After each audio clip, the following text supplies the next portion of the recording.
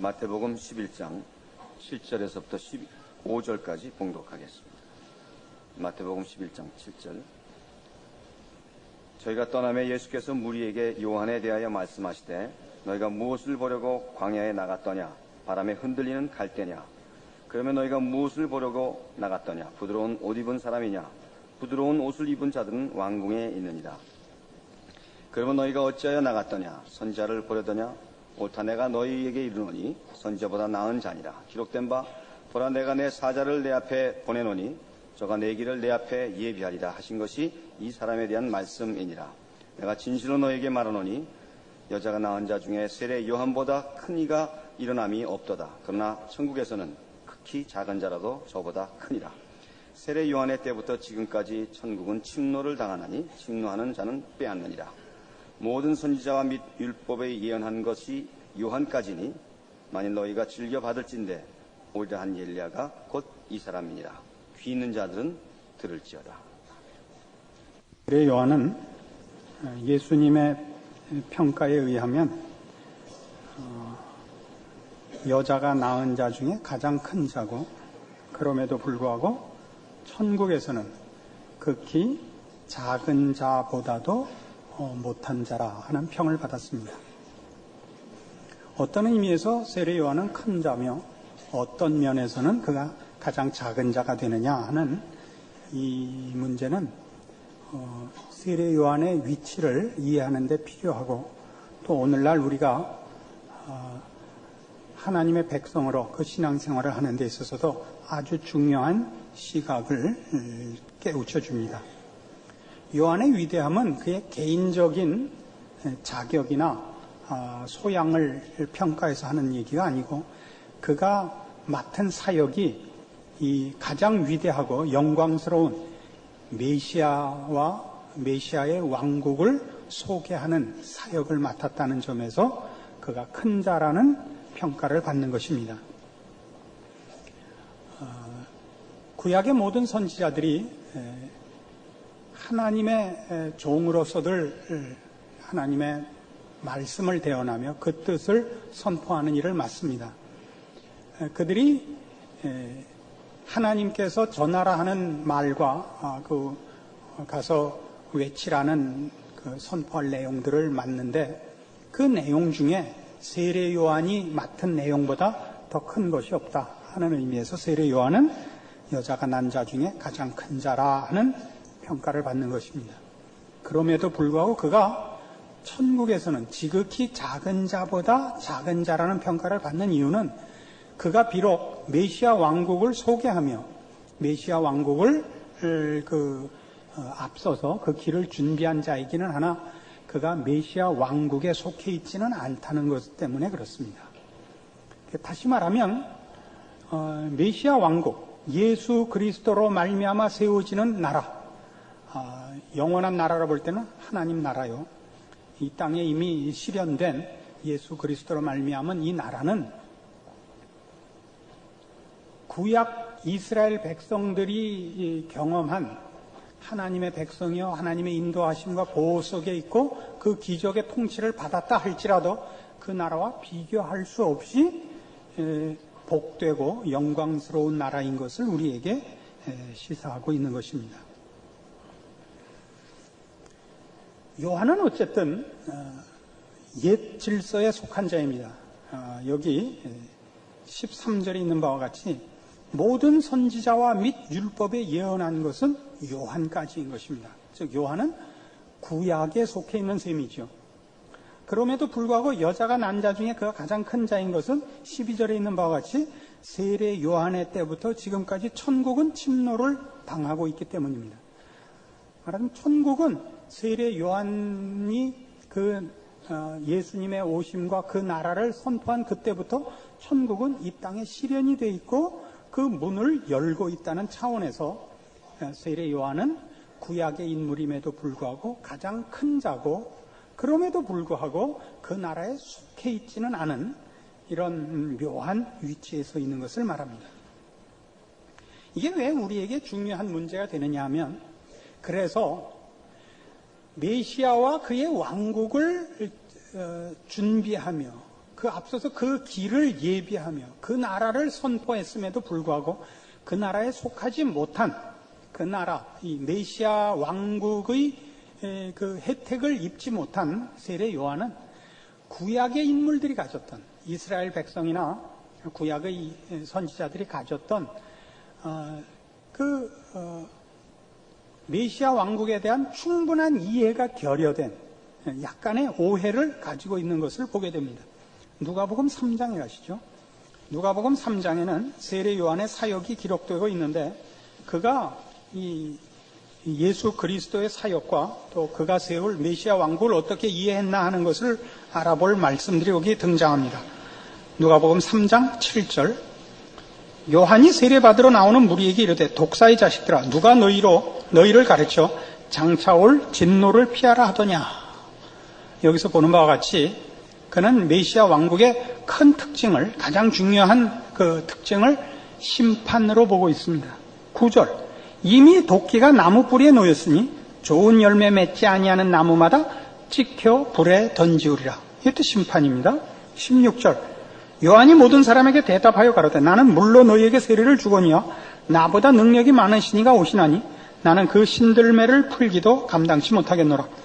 그는 성령과 불로 너희에게 세례를 주실 것이요 손에 키를 들고 자기의 타작마당을 정하게 하사 알곡은 모아 곡간에 들이고 쭉정이는 꺼지지 않는 불에 태우시리라.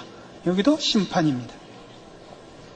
세례 요한이 메시아 왕국을 심판으로 이해하고 있는 것은 이스라엘 백성들이 어떻게 메시아를 기대하고 있었느냐와 일치하는 것이요, 우리에게 그들이 가졌던 생각을 이해하는 데 도움이 됩니다. 세례 요한이나 이스라엘 백성들은 메시아 왕국이 새로운 그 백성을 만들어낸다는 데 대한 생각은 전혀 없었습니다. 메시아 왕국의 시민은 자신들이라고 믿고 있었기 때문입니다.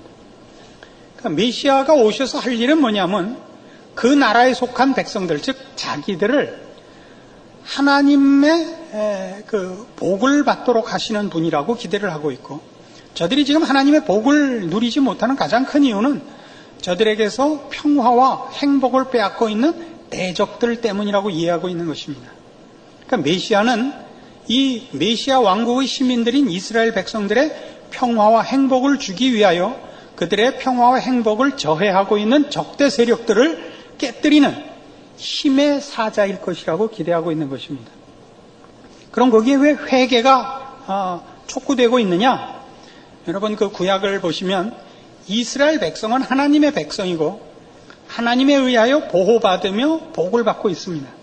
근데 저들이 이방 민족에 의해서 그 공격을 받거나 혹 저들의 지배를 받는 일이 생기는 것은 언제나 이스라엘 백성이 하나님 앞에 범죄하여 하나님께 벌을 받을 때 일어나는 현상입니다. 이방 민족이 이스라엘 백성을 침노하거나 공격하여 승리하는 것은 하나님이 그의 백성들의 죄를 인해서 이스라엘 백성을 적국에게 말하자면 넘겼을 때 일어나는 일이기 때문에 세례 요한은 하나님의 백성이 복받기 위하여 저들이 먼저 회개하고 하나님께 순종할 것과 함께, 그래서 당연히 결실될 평화와 행복을 위하여 하나님께서 이제 당연히 적국을 깨뜨릴 거라고 기대하고 있는 것입니다. 그런데 이렇게 기대하고 있는 메시아가 실제로 오셔서 하신 일이 뭐냐? 그가 건설한 메시아 왕국의 특징은 무엇이냐 할 때 그건 심판이 아닙니다. 이게 이제 세례 요한이 모르는 부분이죠.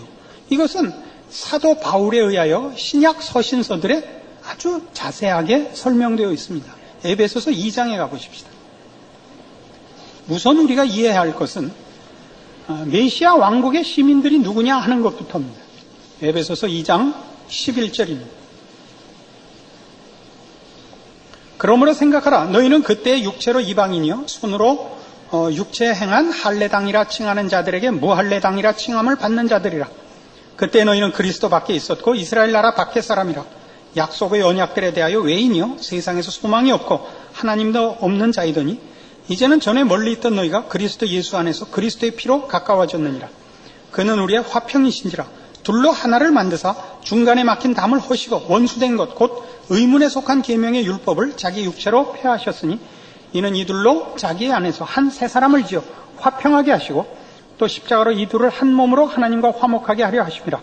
원수된 것을 십자가로 소멸하시고 또 오셔서 먼데 있는 너희에게 평안을 전하고 가까운 데 있는 자들에게 평안을 전하셨으니 이는 저로 말미암아 우리들이 한 성령 안에서 하나님께 나아감을 얻게 하려 하심이라. 요한이 잘못 생각한 것, 또 이스라엘 백성 모두가 오해했던 것은 뭐냐면 자신들이 하나님의 유일한 백성이라고 믿었고, 그래서 메시아가 오셔서 하실 일은 자기네들을 복을 얻게 하고 평화를 얻게 하기 위하여 저들을 대적하는 세력을 무찌르는 일이라고 생각하고 있었습니다. 그러나 정작 예수님께서 오셔서 한 일은 뭐냐면, 첫째로 한 일이 이 메시아 왕국, 하나님의 나라의 백성을 불러내는 일이었습니다. 이스라엘 백성은 하나님의 백성들이라는 것을 주장할 권리가 아무데도 없다는 사실이었습니다. 우리 모든 인류는 민족과 인종의 차별 없이 모두가 죄 아래 있었고 예수 그리스도로 말미암아서만 죄와 사망에서 구원함을 얻으며 하나님의 백성이 된다는 사실이었습니다. 그래서 메시아가 오셔서 하셔야 할 일은 심판이 아닌 것입니다. 대적의 세력을 깨뜨리고 물리쳐 하나님의 백성을 보호하는 일이 아니라 먼저 하나님의 백성을 불러내는 일이었던 것입니다. 메시아에 대한 기대가 이스라엘이나 세례 요한이 가졌던 것 같이 자기네들을 하나님의 백성으로 설정해 놓고 메시아의 역할을 생각하는 이런 식으로는 메시아의 사역을 이해할 수가 없었던 것이죠. 오신 메시아는 먼저 모든 인류를 죄와 사망에서 구해내는 십자가를 지는 일이었습니다. 그리고 나니까 이제 메시아가 하실 일이 뭐냐 할 때 그가 하나님의 백성을 불러내는 일이요, 불러낸 하나님의 백성을 완성하는 일이라 하는 것이 사도 바울이 깨우친 것입니다. 에베소서 3장입니다. 바로 그 뒤 이어서 에베소 3장 1절 이하의 말씀을 봅시다. 이러함으로 그리스도 예수의 일로 너희 이방을 위하여 갇힌 자 된 나 바울은 너희를 위하여 내게 주신 하나님의 그 은혜의 경륜을 너희가 들었을 터이라. 곧 계시로 내게 비밀을 알게 하신 것은 내가 이미 대강 기록함과 같으니 이것을 읽으면 그리스도의 비밀을 내가 깨달은 것을 너희가 알 수 있으리라. 이제 그의 거룩한 사도들과 선지자들에게 성령으로 나타내신 것 같이 다른 세대에서는 사람의 아들들에게 알게 하지 아니하셨으니 이는 이방인들이 복음으로 말미암아 그리스도 예수 안에서 함께 후사가 되고 함께 지체가 되고 함께 약속에 참여하는 자가 됨이라. 이 복음을 위하여 그의 능력이 역사하시는 대로 내게 주신 하나님의 은혜의 선물을 따라 내가 일꾼이 되었노라. 모든 성도 중에 지극히 작은 자보다 더 작은 나에게 이 은혜를 주신 것은 측량할 수 없는 그리스도의 풍성을 이방인에게 전하게 하시고 영원부터 만물을 창조하신 하나님 속에 감추었던 비밀의 경륜이 어떠한 것을 드러나게 하려 하심이라. 이는 이제 교회로 말미암아 하늘에서 정사와 권세들에게 하나님의 각종 지혜를 알게 하려 하심이니 곧 영원부터 우리 주 그리스도 예수 안에서 예정하신 뜻대로 하신 것이라. 우리가 그 안에서 그를 믿음으로 말미암아 담대함과 하나님께 당당히 나아감을 얻느니라. 사도 바울이 깨달은 메시아 왕국의 비밀, 메시아에 대한 비밀이 뭐냐? 여기 있죠. 3절에도 나온 바와 같이 곧 계시로 내게 비밀을 알게 하신 것은 이라고 했습니다. 4절에도 이것을 읽으면 그리스도의 비밀을 내가 깨달은 것을 너희가 알 수 있으리라. 5절에 있는 대로 이제 그의 거룩한 사도들과 선지자들에게 성령으로 나타내신 것 같이 다른 세대에서는 사람의 아들들에게 알게 하지 아니하신 것인데 그게 뭐냐? 이 메시아 왕국의 시민은 예수 그리스도의 십자가로 말미암아 부름을 받는다 하는 것이요. 그 십자가로 부름받은 메시아의 시민들은 예수 그리스도를 머리로 하는 그의 몸된 교회로 완성된다 하는 것입니다. 9절부터 다시 봐요. 영원부터 만물을 창조하신 하나님 속에 감추었던 비밀의 경륜이 어떠한 것을 드러내게 하려 하심이라. 이는 이제 교회로 말미암아 하늘에서 정사와 권세들에게 하나님의 각종 지혜를 알게 하려 하심이라. 그리스도의 비밀, 메시아의 사역의 그 영광이 뭐냐? 그로 말미암아 그가 십자가를 지심으로 그 나라의 백성을 만들어내신다는 사실이요. 그 만들어낸 백성들을 예수 그리스도께서 그의 몸으로 부르사 완성시킨다는 사실입니다. 놀랍지요? 이게 왜 중요한 일인지 아십니까? 여러분, 예수 믿는 사람들의 가장 큰 신앙상의 불평이 뭐죠? 이 세례 요한이 메시아 왕국을 기대한 식으로 이해하는 겁니다. 나 예수 믿었습니다. 나 하나님의 백성입니다. 그러니까 오셔서 심판해 주십시오요. 뭘 심판? 나를 반대하고 나를 괴롭히는 모든 것을 물리쳐 주십시오, 이거죠. 나 예수 믿었어요. 나 기도했어요. 나 봉사했어요. 나 헌금했어요. 하나님 뭐 하고 계세요? 이게 모든 성도들의 불평이죠. 내가 뭐 큰 거 해달래? 감기 하나 떨어뜨려 달라는 것도 안 해주시게. 이거예요. 밤낮 불평이. 뭐 누가 좋은 대학 붙여달라. 서울에 있는 대학만 붙여달라고요. 우린 세례 요한인 거예요. 예수님이 오셔서 하는 일이 뭔지를 모르는 거예요. 그게 뭐라고요? 우리를 죄와 사망에서 꺼내 하나님의 백성 되게 한 게 끝이 아니라니까요. 하나님의 백성 되게 하시며 그의 몸으로 불러 그의 자녀의 완성의 자리를 지금 의도하고 진행시키고 있다니까요. 에베소서 1장에 가면 이렇게 나와요. 17절 이하를 보세요. 우리 주 예수 그리스도의 하나님 영광의 아버지께서 지혜와 계시의 정신을 너희에게 주사 하나님을 알게 하시고 너희 마음눈을 밝히사 그의 부르심의 소망이 무엇이며 성도 안에서 그 기업의 영광의 풍성이 무엇이며 그의 힘의 강력으로 역사하심을 따라 믿는 우리에게 베푸신 능력의 거룩 지극히 크심이 어떤 것을 너희로 알게 하시기를 구하노라 그래요. 뭘 하려 그래요? 하나님이 우리에게 뭘 하려 그러는지 좀 알았으면 좋겠다 이거예요. 뭘 하려 그러는지. 그의 백성으로 부른 게 다가 아니라 불러서 뭘 하려고 그러는지. 하나님이 우리를 어떤 지혜와 능력과 열심으로 불렀는지 봐라 이거예요. 우리를 하나님의 백성 만들기 위해 예수를 십자가에 못 박고 그리고 어떻게 했냐. 그를 우리의 머리로 주셨다는 거예요. 20절. 그 능력이 그리스도 안에서 역사하사 죽은 자들 가운데서 다시 살리시고 하늘에서 자기의 오른편에 앉히사 모든 정사와 권세와 능력과 주관하는 자와 이 세상뿐 아니라 오는 세상에 일컫는 모든 이름 위에 뛰어나게 하시고 또 만물을 그 발 아래 복종하게 하시고 예수 그리스도를 가장 높여서 뭘 하시냐면 교회의 머리로 주셨다 이거예요. 교회는 그의 몸이니 만물 안에서 만물을 충만케 하시는 자의 충만이니라. 교회는 그의 몸이에요. 예수 그리스도의 몸이에요. 우리는 그의 몸이에요. 만물 안에서 만물을 충만케 하시는 자의 충만이에요. 우리가 충만이에요. 예수 그리스도의 충만이에요. 우리가 충만하지 않으면 예수님은 혼자는 충만하시지 않겠다고 하신 거예요. 머리는 혼자서 충만하지 않아요. 몸과 분리될 수 없어요. 우리를 그의 몸으로 불렀다고. 이게 메시아의 비밀이에요. 예수 그리스도의 큰 비밀이에요. 세례 요한이 몰랐던 거예요. 우리는 예수 그리스도로 말미암아 구원을 얻고 하나님의 자녀가 되었습니다. 그리고 그 다음에는 하나님이 우리를 보호해서 우리를 형통하게 하고 모든 고통에서 우리를 면하게 해주고가 남아있는 것이 아니라 그의 몸으로 부름받아 그 안에서 자라나야 되는 거예요. 이게 우리 인생에 하나님이 간섭하셔서 일어나고 있는 현실이에요. 같은 에베소서 4장 13절.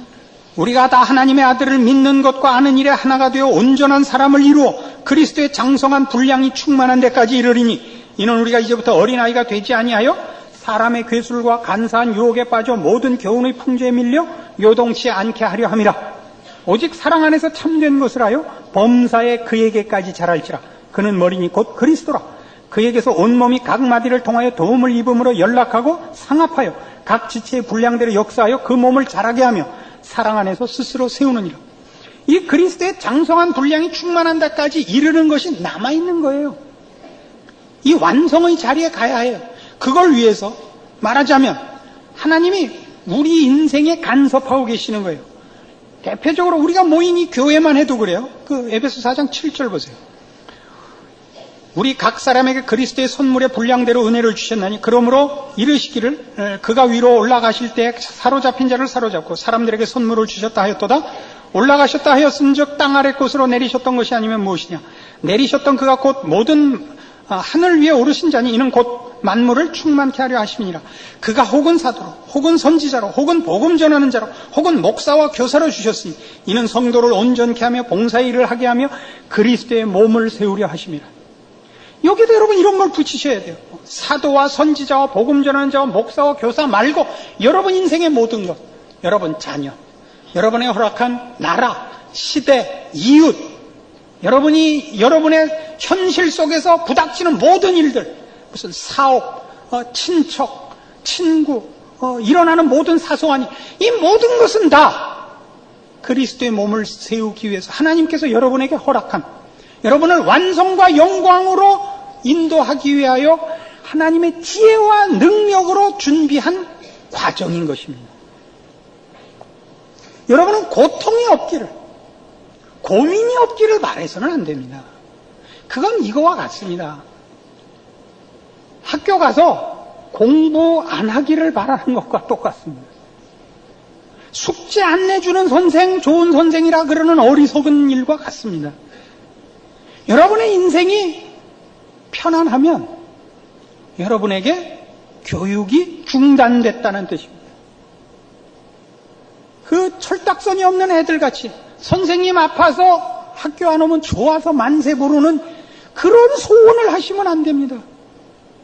학교 학생들이 학교 운동장에 다 모여서 공부 시간을 줄여달라, 숙제를 없애달라, 선생님의 숫자를 줄여달라 이렇게 얘기하는 거나 그 말도 안 되는 요구나 여러분이 편안하게 해달라, 고민할 것이 없게 해달라, 병 안 들게 해달라, 돈 많이 벌게 해달라, 이건 똑같은 요구인 것입니다. 돈이 생기면요 머리가 썩어요. 모든 일이 잘 되고 형통하면요 생각을 할 필요가 없어요. 일하지 않고 먹을 게 생기면요 사람은 짐승이 돼요. 여러분 혹 요 근래에 출세하시고 돈 많이 버신 분이 있는지 혹 모르겠는데 그래갖고 뭐이 잘 됐나 한번 생각해 보세요. 여러분이 돈 벌어서 잘한 짓이 뭐 있나? 돈 벌어서 괜히 목에 힘들어간 것밖에 없어요. 여러분은 모르죠. 여러분 주변에 모든 사람이 뒤에서 흉보고 있는데 여러분만 몰라요. 저 새끼 저거 돈 좀 벌더니 아주 건방져졌어. 본인만 몰라요. 이 교회에서 이렇게 목회를 하다 보니까요 아주 중요한 지혜를 하나 배웠어요. 진리요 지혜인 여러분과 나눌 간증거리가 하나 있어요. 젊었을 때 이쁘게 생기고 똑똑했던 사람은요 나이가 들면 쓸모가 없다는 사실이에요. 2부 때도 이 예를 들었더니 모두가 목사님 왜 내 얘기를 하지? 여러분도 꼭 지금 그 반응을 보이셔서 내가 무슨 잘못을? 이 똑똑하고 이쁘면 말이에요 젊었을 때는 늘 대접을 받아요. 그죠? 대접받는 게 유일한 내용이 되면 사람은 못 써요. 사람은요 평생에 제일 중요한 역할이 뭐냐? 남 칭찬하고 박수치고 이 청중이 되는 일이 제일 많아요. 여러분이 남 앞에 서서 말을 하고 대접받고 잘난 척하는 기회는 평생에 한 번이나 두 번밖에 없는 거예요. 근데 이쁘고 똑똑하면 이거를 몇 번 당하게 돼요. 평생에 여러 번 당하게 돼요. 그러면 그 자리를 물려줘야 할 찬스를 놓쳐요. 며느리가 들어왔는데 며느리보다 더 이쁘려고 발광을 떨어요. 사위가 생겼는데 사위보다 더 똑똑하려고 그래요. 그러면 그 집안 망하는 거예요. 사람에게서 제일 중요한 미덕이 뭐냐 그러면 남에게 정당한 박수를 보낼 줄 아는 거예요. 남을 격려하고 힘이 되는 존재가 되는 거예요. 나 이뻐 이건 18살 이후에 나 이뻐 그러는 거는 간첩이에요. 이건 아주 사람이 아니야. 이건 짐승도요. 여러분 꼭 보셔야 하는 교양 프로가 있어요. 동물의 왕국. 이거 꼭 보셔야 돼요. 사자는요. 여러분 재미있다시피 암사자를 여럿 거느리고 숫사자 혼자서 자기의 영역을 지켜요. 그죠? 아무것도 안 해요. 사냥도 암사자가 해와요. 그럼 사냥을 해오면 제일 먼저 가서 으르렁거리고 제 암사자나 새끼나 다 물리치고 지가 혼자 다 처먹고 자기 배불러야 떠나요. 그죠? 그래서 뭐 하고 있어요? 영역을 지키고 있는 거예요. 다른 거 아무것도 안 해요. 그런데 그 왕노릇을 평균 2년밖에 못 한대요. 그러다 드디어 젊은 숫사자한테 도전을 받고 지면 쫓겨나요. 쫓겨나면 어떻게 하는지 아세요? 그러면 숲속에 들어가서 그냥 굶어 죽어요. 그 어디 돌아다니면서 비럭질 안 해요. 동종을 구하지 않고 내일이 끝났다 알고 가서 그냥 가만히 앉아서 굶어 죽어요. 그 사람이 말이에요. 짐승보다 난 데가 없다니까요. 그 동물의 왕국 보고 있다 보면 저는 가끔 사람의 왕국을 보는 것 같아요. 예수를 믿으면 뭐이 다르냐? 이게 다른 거예요. 이 메시아 왕국에 소속된 시민의 다른 점이 뭐냐? 이 머리 대신 예수 그리스도에게 배우는 거예요. 그리스도의 장성한 분량이 충만한 데를 가는 거예요. 자기를 위하지 않아요. 자기를 내세우지 않아요. 이게 다른 거예요. 협력할 줄 알아요. 남을 유익하게 하기 위해 자기가 지고 죽을 줄 알아요. 이게 십자가의 정신이죠. 우린 십자가를 인하여 십자가라는 방법으로 유일하게 이 나라에 들어온 거거든요. 우리의 무슨 속성, 성품, 본질, 아니 본능이 그래, 본능이 십자가여야 되는 거예요. 그래서 여러분들의 신앙생활의 현실이 그렇게 불평에 가득 차 있고 늘 요구하는 것이 이런 말도 안 되는 학교 안 가게 해주세요. 이거란 말이에요. 너 이번에 10등 안에 들면 네가 해달라는 거 뭐든지 해줄게. 그랬더니 자식이 이렇게 요구했어요. 그럼 이번에 10등 안에 들면 나 학교 그만 다녀도 돼? 그럼 그 상 주겠어요?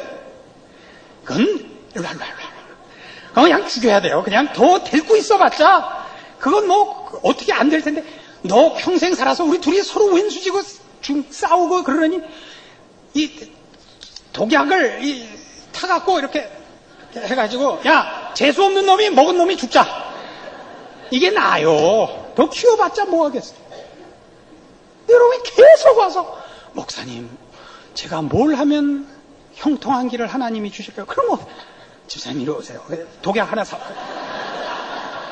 자 골라서 집사님 먼저 고르셔. 먹고 재수 없는 놈인지 먼저 죽읍시다. 이럴 수밖에 없잖아요. 그래 안 그래요? 지금 양심은 찔리지만 아닌 것 같이 웃고 있는 거죠. 여러분 예수 믿은 게 뭔지 하나님의 백성으로 부름받은 게 뭔지 좀 제대로 좀 아시고 그 백성다운 여러분의 진정한 복과 가치와 그 영광을 위해 기도하는 좀 생각을 하시는 신자가 되어주시기 바랍니다. 그럼 여러분의 신앙 현실은 참 신날 겁니다. 사는 맛이 날 겁니다. 여러분이 싸워도요, 상대방이 이게 저항이 있어야 싸운 맛이 나는 거예요. 안 그래요? 이 세상도 이렇게 여러분이 미워서 딱 째려보면 싹 녹아버리고 누구를 따뜻한 눈으로 딱 쳐다보면 그냥 몸뚱아리가 전부 금으로 변하고 그런 건 무슨 재미예요? 생각하고 갈등하고 결정하고 하는 게 없으면요, 그건 인간이 아닌 거예요. 그건 뭐예요, 그거는? 그건 무슨 마술이죠. 인간이 인간다운 그 가치와 그 존재의 무슨 영광이 없는 거예요. 깊이 이 말들을 새기셔서 신자된 자랑, 하나님의 백성된 값을 여러분 제대로 누리시는 여러분의 신앙인의 존재와 현실이 되기를 바랍니다. 기도하십시다. 하나님 아버지 은혜를 감사합니다. 우리는 하나님의 백성이요 그 자녀입니다. 우리 주 예수 그리스도를 닮도록 되어 있습니다. 이 영광과 이 복과 이 자랑을 놓치지 말게 하시고 우리가 우리의 인생살이와 인생의 노정에서 당하는 모든 어려움들이 우리를 만들어내는 값지게 하고 영광스럽게 하는 하나님의 손길인 것을 기억하고 믿음으로 승리하는 자들 되게 하옵소서. 예수님 이름으로 기도합니다. 아멘.